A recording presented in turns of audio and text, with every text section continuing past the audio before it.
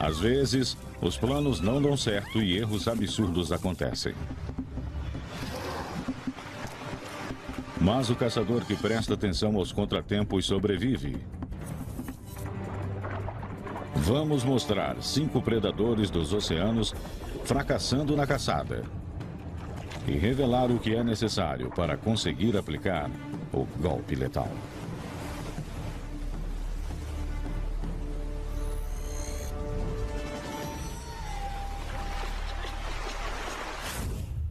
De todos os peixes do oceano, esse é o principal predador, o tubarão branco. Um macho de mais de 2 toneladas começa a caça. Ele não come há 3 dias.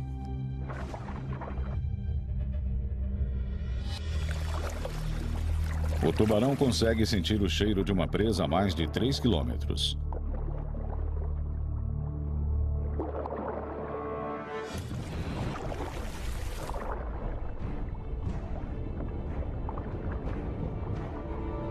Ele é um ótimo caçador, mas não é perfeito.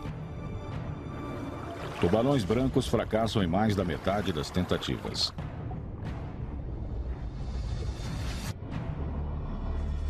Condições climáticas, reações das presas ou simplesmente a sorte podem alterar o resultado. Mas esse tubarão tem algumas vantagens óbvias. A mais importante: muitas presas à disposição. Ilha das Focas. É começo do inverno, época em que os 75 mil animais precisam ir para o mar para procurar comida.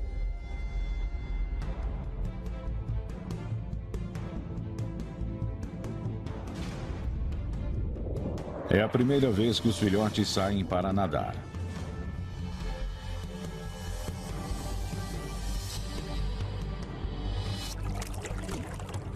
A beleza do instinto rapidamente supera a falta de jeito. Elas têm uma missão. Para chegar ao local onde caçam os peixes, precisam encarar o desafio.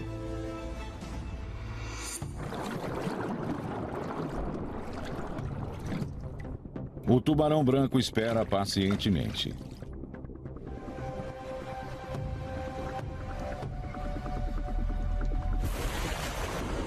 As focas mais velhas e experientes sabem o que as aguarda.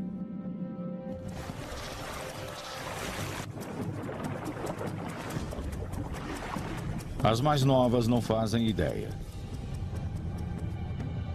A fome é uma necessidade cruel.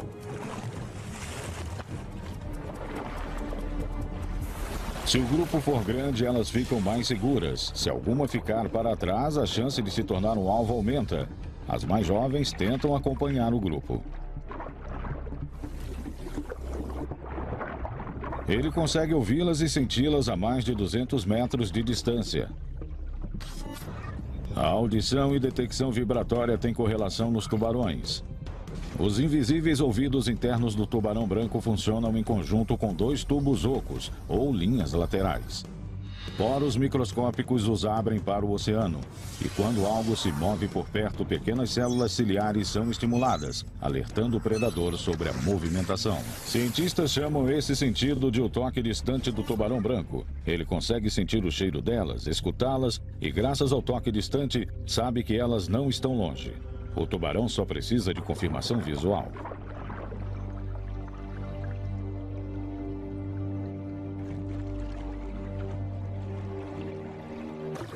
Ele começa seu ataque diretamente abaixo do seu alvo.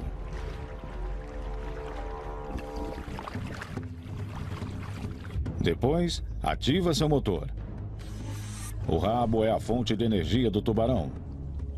Músculos vermelhos sustentam o nado do tubarão e os músculos brancos permitem aumentos repentinos de velocidade, como a turbina de um foguete, para que o animal alcance até 40 km por hora.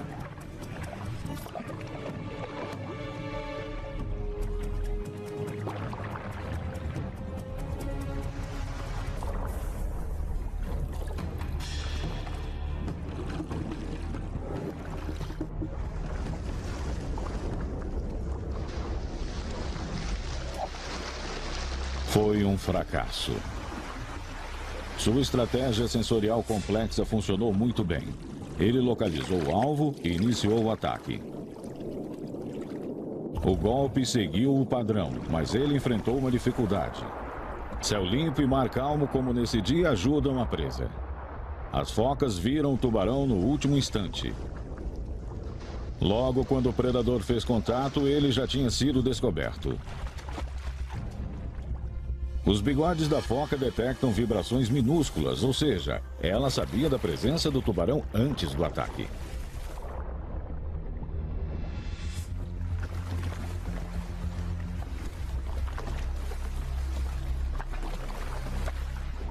As focas estão em alerta máximo. Os filhotes vão voltar para casa em algumas horas. Até lá estarão exaustas e serão alvos mais fáceis.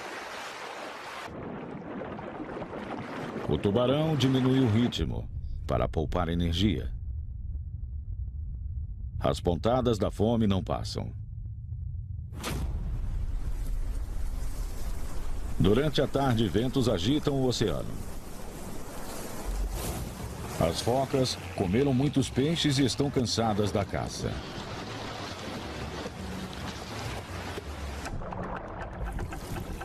É hora do jantar.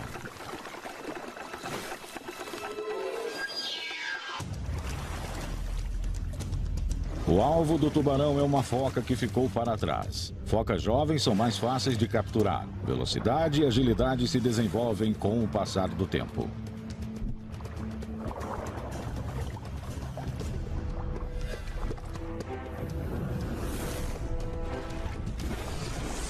Mas ele erra na primeira tentativa. Dessa vez, não desiste. Se você for uma foca, nunca dê para o tubarão branco uma linha reta de ataque. Continue fazendo curvas e pulando.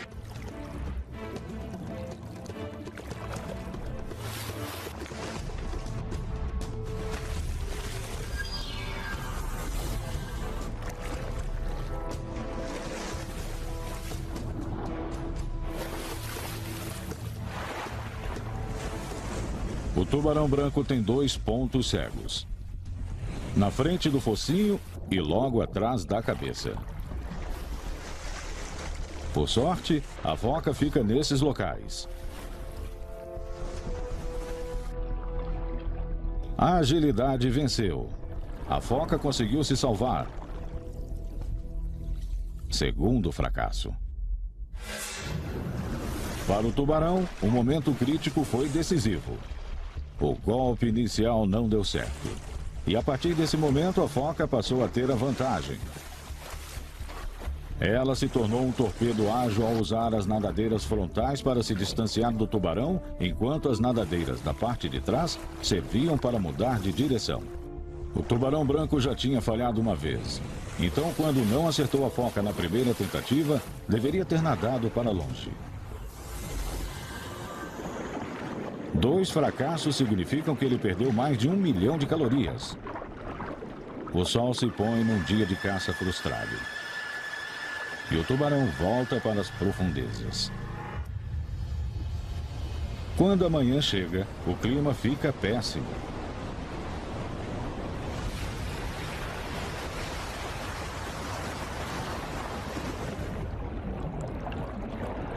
Seus sentidos o avisam que as focas já estão na água para caçar.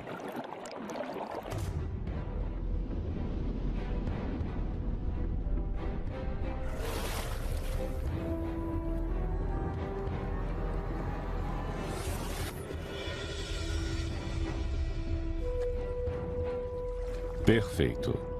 Uma está isolada. Ele se posiciona para a emboscada. A metade superior e escura do seu corpo se camufla com as profundezas.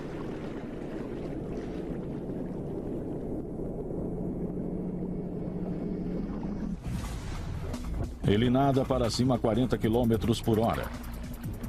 Conforme o impacto se aproxima, a ampola de Lorenzini, os pequenos sensores na frente do seu focinho, captam as descargas elétricas do seu alvo.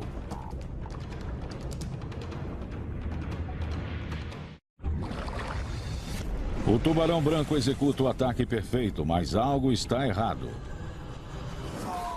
A foca, na verdade, é uma isca usada por um barco turístico para atrair o tubarão.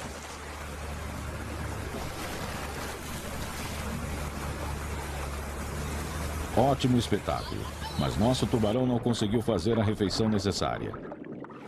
Foi um fracasso colossal para o tubarão, mas uma excelente demonstração de como os tubarões também se enganam. Muitos dos seus sentidos informaram que o alvo era real. Ele conseguia sentir o cheiro da foca, conseguia senti-la na água. Seus olhos adaptados encontraram a silhueta e ele atingiu o alvo. Parecia uma foca, se comportava como uma foca, mas não tinha gosto de foca. Ele queria banha, mas só conseguiu borracha. Quanto mais tentar, maior a probabilidade de capturar uma presa, desde que não fique exausto. O tubarão precisa comer um filhote de foca a cada 3 dias para sustentar a quantidade de energia que gasta. Ele precisa encher a barriga com uma foca gordurosa imediatamente. A situação está melhorando.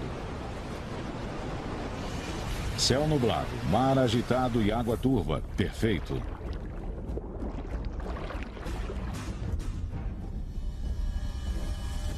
A formação compacta das focas foi desfeita e elas estão voltando da busca por peixes que durou 3 dias.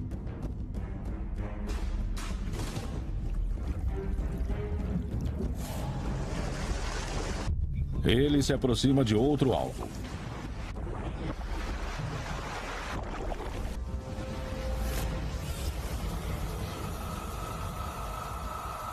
Um ataque perfeito. Finalmente, sucesso.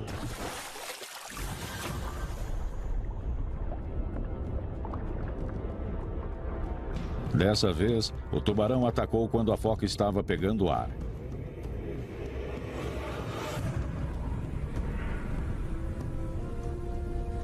Em menos de 1 segundo, o predador incapacitou a foca. Seu focinho fechou com muita força, martelando a mandíbula superior com quase 180 quilos de força.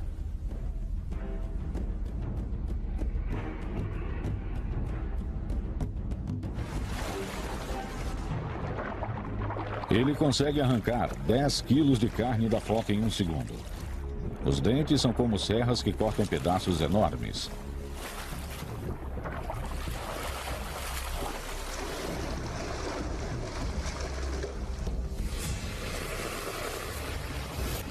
Para o tubarão branco, todos os sistemas precisam estar alinhados precisamente para a caçada perfeita. Toda foca que ele captura alimenta seu organismo. As focas que conseguem fugir apenas o motivam a tentar novamente.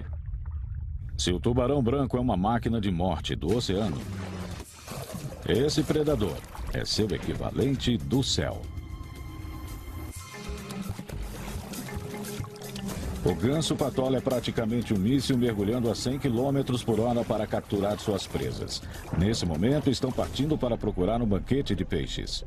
A 320 km de distância, milhões de sardinhas começaram sua migração anual. As sardinhas formam uma das muitas nuvens massivas de peixes chamadas cardumes, que seguem formações de plânctons. É hora de voar ou morrer.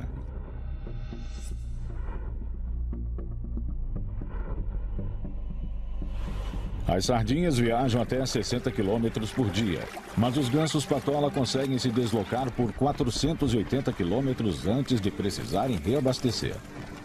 Por terem uma visão do alto, eles podem procurar águas mais escuras, um sinal de cardumes enormes se movendo. Ao contrário da maioria das aves, os olhos do ganso-patola ficam virados para frente, o que lhes dá a visão binocular. Eles os encontraram, ou pelo menos acreditam que sim. Os pássaros estavam caçando sardinhas, mas encontraram um cardume com milhares de cavalas, peixes maiores e mais difíceis de caçar. O grupo está no mínimo a 9 metros de profundidade. Os gansos patola preparam seu superpoder. Voam até aproximadamente 30 metros de altura para maximizar o impulso e a gravidade.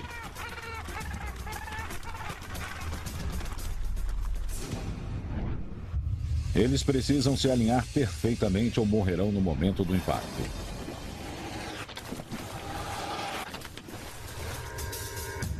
Asas encolhidas, pés recolhidos e forma de flecha.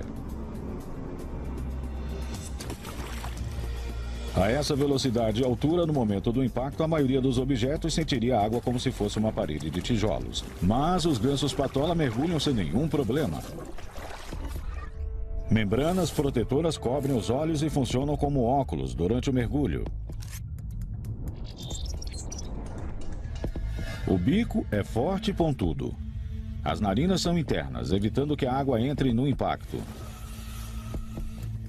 O osso do crânio é espesso e age como capacete, e bolsas de ar internas atuam como airbags, amortecendo o choque.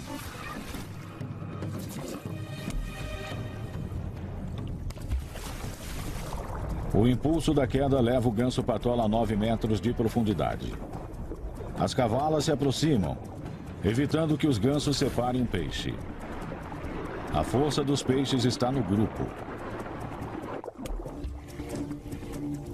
O cardume afunda ainda mais, fugindo da ameaça superior. O predador tem duas opções: voltar à vida como um dos pássaros ou se transformar num incrível super peixe. Os gansos patola não desistem, pelo contrário. Essas aves se transformam em super peixes. Eles abrem horizontalmente as asas e nadam.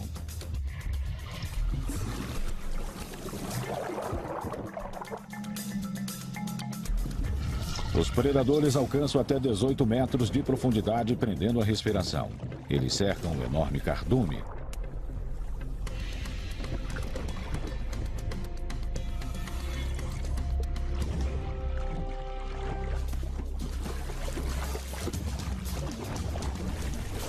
Os gansos seguram as cavalas. Mas a estratégia de ataque não está funcionando. As cavalas estão fugindo, apesar das serrilhas na ponta do bico dos pássaros, ótimas para prender peixes escorregadios.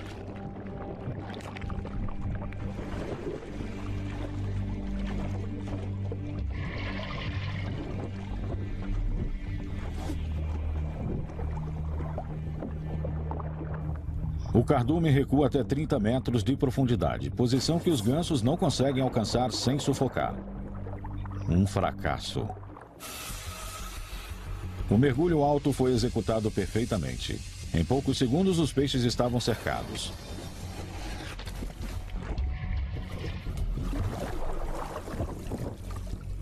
Mas quando os pássaros pegaram a presa, a cavala conseguiu escapulir. A pele desse peixe é fina e coberta de muco, dificultando sua captura.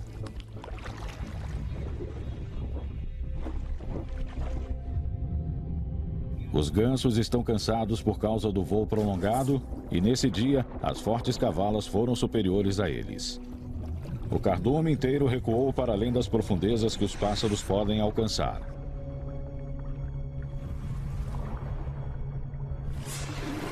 Com a barriga vazia, eles voltam para o céu. Dessa vez, eles vão atacar as sardinhas, menores e mais fáceis de capturar. Mas onde elas estão? Nesse momento, os gansos estão a mais de um dia de distância das sardinhas. Eles precisam se apressar, o que é um grande desafio para os predadores mais jovens. O tempo e a energia dos pássaros estão acabando. Enquanto os gansos patola procuram pelas sardinhas pelo ar, uma ameaça se prepara para a batalha abaixo.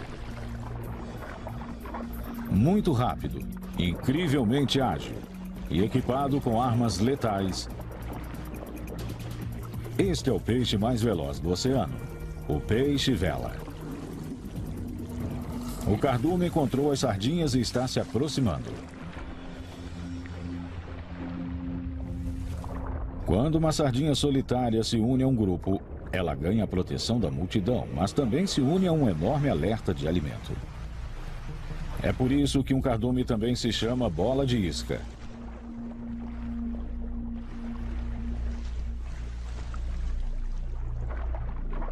Este peixe-vela sente as vibrações da pressão da água do cardume e sabe que é um dos grandes.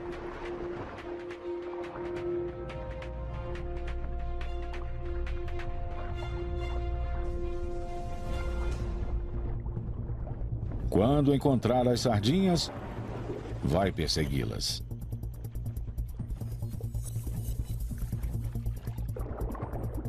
Uma tropa de peixes-vela chega ao local vindo de todas as direções.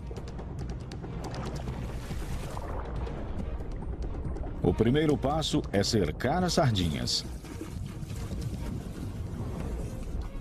Depois, os caçadores ativam suas barbatanas dorsais que parecem velas para assustar as sardinhas e separá-las em bolas menores.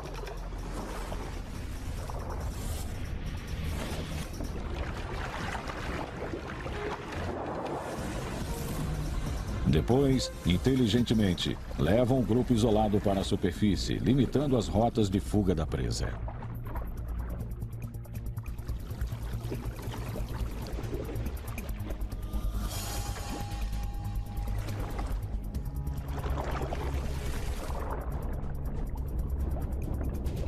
Eles colocaram as sardinhas onde queriam, mas como ele consegue acompanhar o alvo nessa perseguição em alta velocidade? O peixe-vela tem órgãos aquecedores especiais ligados ao cérebro e aos olhos. Os aquecedores circulam sangue quente para ajudar a impulsionar o desempenho físico. E a alta temperatura dos olhos melhora a resolução das visões frontal e superior.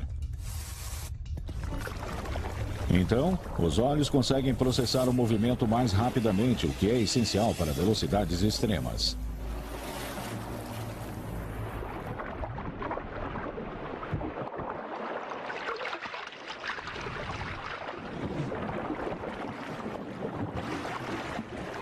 Tão rápido quanto um guepardo correndo, o peixe-vela alcança 110 km por hora. O rabo em forma de foice impulsiona o predador para frente, enquanto as nadadeiras pélvicas funcionam como um leme para estabilizar e guiar. Hora da principal arma. O bico super afiado.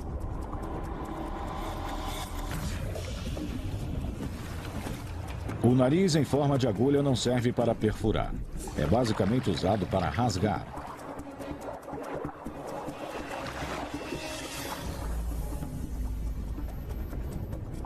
O bico é tão fino que o peixe-vela o enfia no cardume de sardinhas sem que elas percebam. Ele sacode a cabeça para atacar. Em seguida, o inacreditável acontece. Um duelo extraordinário entre sardinha e peixe-vela. O peixe-vela usa o bico para rasgar a sardinha e isolar a vítima.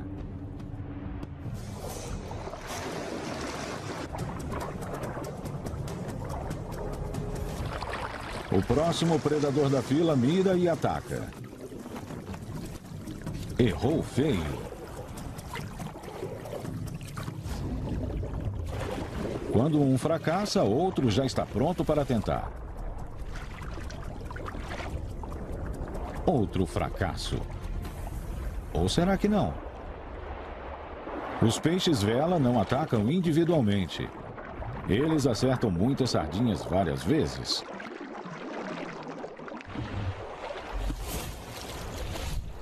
Quando despedaça, a ponta do bico atinge uma área de 6 metros e gira 575 graus em um segundo. Muito mais rápido que uma sardinha pode nadar e que a capacidade de reação da presa.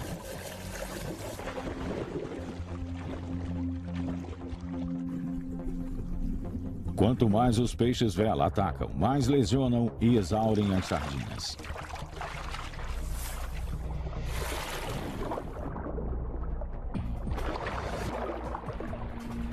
Elas se tornaram alvos fáceis.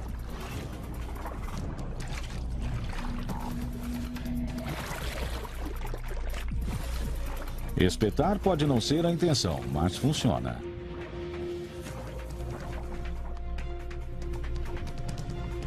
Vitória. Os peixes-vela foram implacáveis no ataque. Primeiro se reuniram e colocaram os alvos na posição que queriam. Depois usaram seus bicos de 60 centímetros de comprimento para machucar as sardinhas e deixá-las exaustas. O primeiro ataque deu resultado.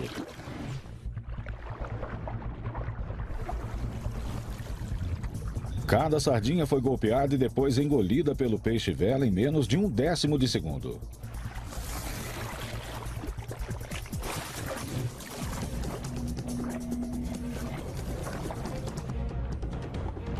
No fim das contas, todos os peixes-vela se alimentaram. Eles são caçadores espetaculares, com estratégias especializadas. Mas o prêmio de caçadora mais louca do oceano é da orca. Nenhum outro animal arrisca tanto a vida para se alimentar com uma acrobacia tão exagerada. É janeiro na costa argentina. E os leões marinhos foram para a margem ter filhotes. Eles são ágeis. Mas fora d'água são atrapalhados e esquisitos. A praia de infância dos filhotes parece segura. Mas o mar é o esconderijo do caçador.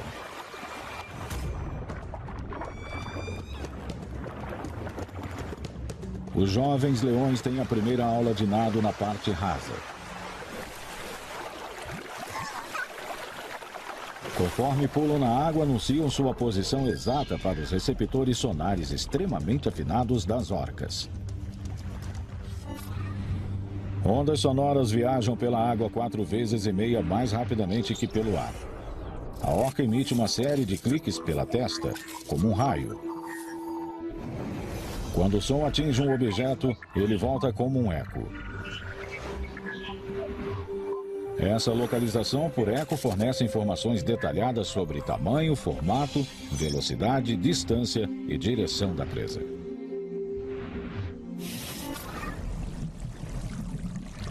A orca não tem dificuldade em encontrar o alvo. Mas chegar à parte rasa é uma missão quase impossível. Pesando mais de 7 toneladas, ela corre o risco de encalhar. Ela precisa esperar a maré alta. 4 horas depois, a maré subiu, mas ainda está rasa demais em alguns locais. Ela procura por um local onde a maré alta vai ajudá-la a ir na direção da praia. E encontra.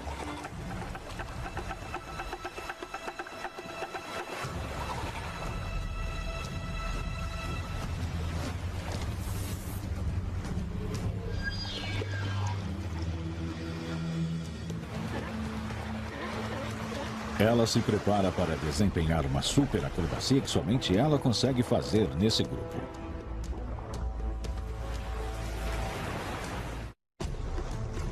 A orca fêmea se prepara para emboscar o alvo. Surfando numa onda, ela nada na direção da praia a 50 km por hora.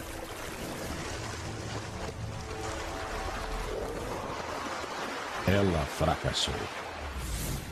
O sucesso é determinado por planejamento antecipado e precisão cronométrica. Ela não atingiu a velocidade necessária na largada.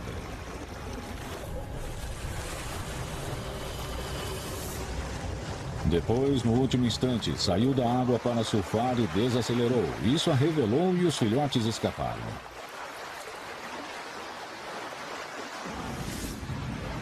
Essa habilidade leva anos para ser aprimorada. A orca tenta inúmeras vezes.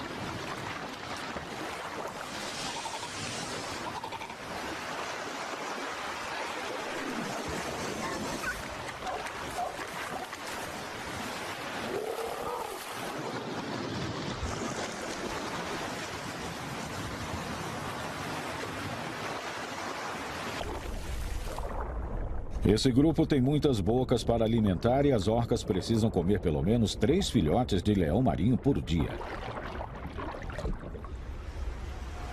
Sem aviso, outra orca volta a caçar na margem. Ele tem a reputação de caçador especialista do grupo. Sua técnica é pegar uma onda e surfar até o leão.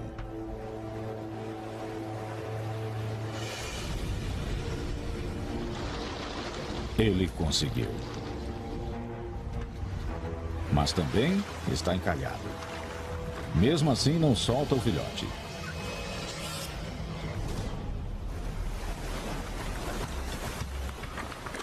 A orca vai morrer se não voltar para águas profundas.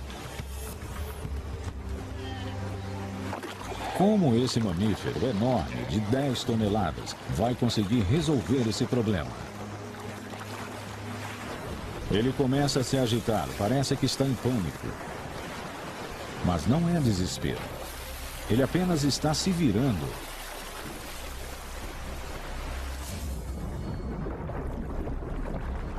Está livre. O que importa é a precisão, o momento perfeito. O predador pegou a força da onda que o levou diretamente ao leão. Sua força e tamanho criaram impulso suficiente para jogá-lo na praia. Por um momento, sua especialidade quase o deixou encalhado. Mas ele se recuperou com uma técnica que aperfeiçoa há anos: o meneio. Tudo isso com o leão preso na boca. Mas em vez de engolir a presa, esse caçador decide brincar com a refeição.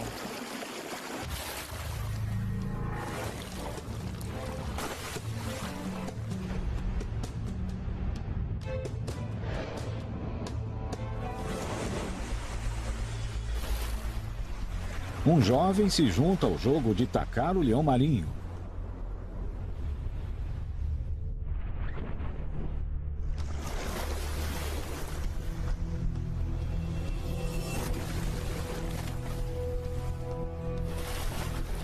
Cientistas acreditam que isso pode ser o treinamento para os filhotes. Treinamentos garantem menos fracassos. A temporada de caça é curta. Rapidamente, os filhotes aprendem a ficar longe da água e as orcas obtêm cada vez menos presas. Chegou a hora desse grupo mudar de lugar. Mas outro grupo, muito maior, está apenas no início. Tudo começa com uma família de 12. Eles encontram outros com o mesmo objetivo. As famílias não competem. Na verdade, juntam forças, formam tropas e rapidamente se tornam uma legião de 1000. Um mega grupo pronto para caçar. Eles precisam nadar 480 quilômetros para encontrar o alvo na costa da África do Sul. O que impulsiona essa jornada obsessiva? Nada mais do que as irresistíveis sardinhas, migrando numa distância alcançável para os golfinhos. E estão sendo observadas atentamente de cima. Como fracassaram em encontrar as sardinhas, os gansos patola apostam nos golfinhos. Apenas os seguem e deixam que façam o trabalho duro.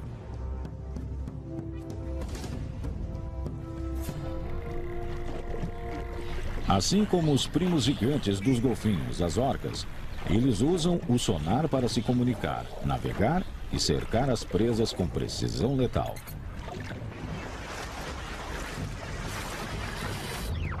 Milhares de predadores com sonares rapidamente localizam os peixes se deslocando. A migração de sardinhas segue com firmeza para o norte.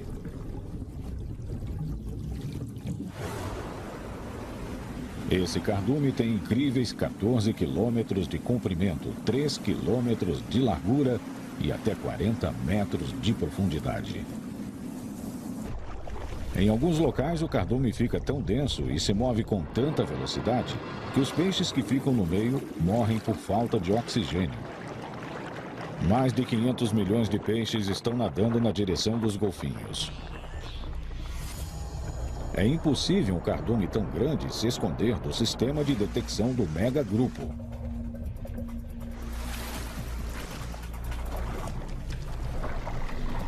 As sardinhas caem diretamente na armadilha dos golfinhos. Chegou o momento do trabalho duro começar. Prendendo a respiração por até 10 minutos, eles trabalham para separar o cardume e isolar um grupo menor na direção da superfície. Eles conseguem, deslocando os peixes como cachorros que conduzem ovelhas. Sofrendo ataques de todos os lados, as sardinhas permanecem juntas. Mas o pequeno peixe nunca deve ser subestimado. Junto com a visão, eles coordenam seus movimentos ao reagir ao fluxo da água. Quando funciona, elas evitam choques entre si. Órgãos sensoriais se alinham na cabeça da sardinha e detectam os movimentos entre elas e da água ao redor. Enquanto um peixe se move, cria um fluxo de água que fornece informação ao peixe que está ao lado ou atrás, permitindo que mantenham sua posição no cardume em rápido deslocamento. É assim que um cardume funciona. Milhares se movem como um. Cada indivíduo tenta encontrar segurança no meio, criando uma massa que não para de se dobrar.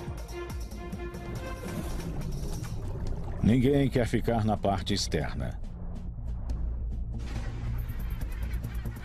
Os gansos patola permanecem acima, esperando que os peixes fiquem ao seu alcance. A aliança está prestes a atingir o clímax. O cenário está preparado, todos estão posicionados. Mas caçadores inesperados aparecem. Tubarões. Milhares deles. Os golfinhos e gansos aguardam. Se alimentar ao lado do inimigo pode significar se tornar o alimento.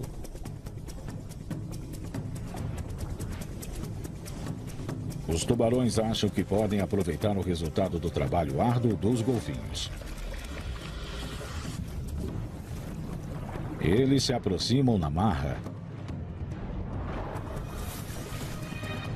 destruindo as formações ordenadas que os golfinhos organizaram. Mas os tubarões não conseguem comer.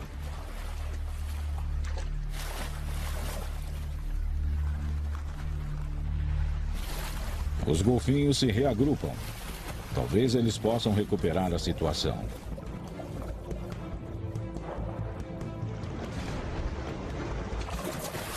Os tubarões estão agitados, mas não estão negando acesso às sardinhas. Os golfinhos corajosamente se concentram em transformar esse contratempo em vitória. Se não conseguirem, todos vão passar fome. Golfinhos, gansos e até os tubarões.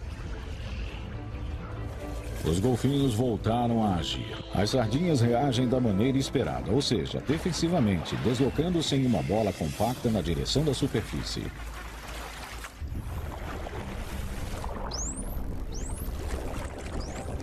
Os gansos observam o tumulto de cima. Eles não querem mais esperar. A fome faz com que se arrisquem e se alimentem ao lado dos tubarões.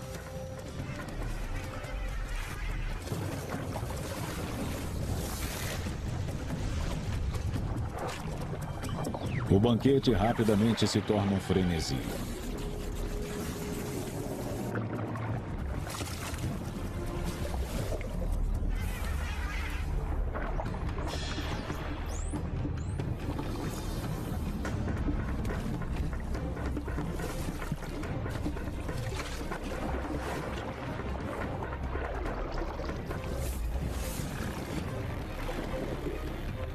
Chegou a hora da arma final dos golfinhos. Uma rede de bolhas. As bolhas formam uma barreira que as sardinhas não gostam de atravessar.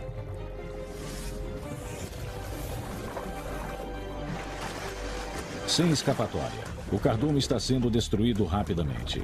Tubarões, pássaros e golfinhos conseguem se alimentar, até que um intruso muda completamente o jogo de novo. Ele aparece do nada como um trem em alta velocidade.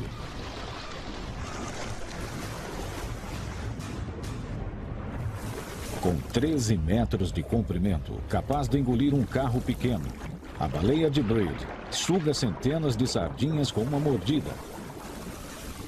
Ela faz o tubarão parecer um peixe minúsculo. A movimentação do rabo musculoso a impulsiona para cima em alta velocidade. Mesmo com sua boca gigantesca que cria uma resistência. Outra baleia surge das profundezas. Dessa vez é uma fêmea. E ela é ainda maior que o macho. E precisa comer mais de 3.000 sardinhas por dia para sobreviver.